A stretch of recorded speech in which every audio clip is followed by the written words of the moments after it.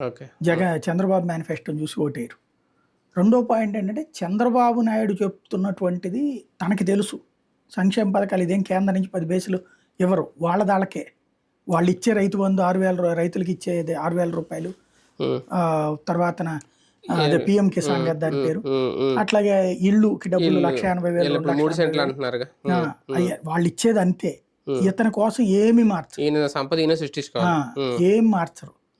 మిగతాయన్నీ మొత్తం ఈయనే చేసుకోవాలి అంతే. అది పబ్లిక్కి తెలుసు, ఆయనకి తెలుసు.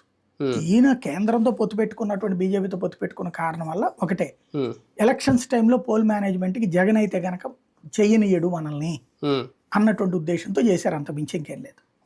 ఒక రకంగా అంటే జగన్మోహన్ రెడ్డి గారి సంక్షేమం పథకాలు లేదంటే ఈయన కొత్తగా వచ్చిన మేనిఫెస్టో తర్వాత ఈయన గ్రాఫే అన్న ఈ సర్వేలు చూస్తుంటే తగ్గుతుంది అనిపిస్తుందా జగన్ గ్రాఫ్? ఖచ్చితంగా తెలుగుదేశం వాళ్ళ దాంట్లో చూస్తే జగన్ గ్రాఫ్ తగ్గిపోయింది.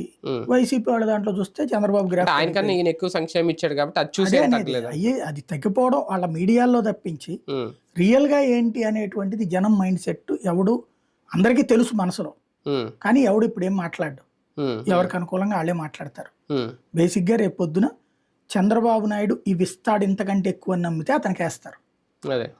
అట్లాగా కరెక్ట్ అనుకుని ఉంటే వాళ్ళు ఇప్పుడు ఈ ల్యాండ్ టైటిలింగ్ లాంటి భయాలు పెట్టక్కర్లా, రౌడీ పాలనని భయాలు పెట్టక్కర్లా. అవి ఆశించినంతగా జనం నమ్మట్లేదనినే కదా ఇక్కడికి వస్తుంది. అదే కదా.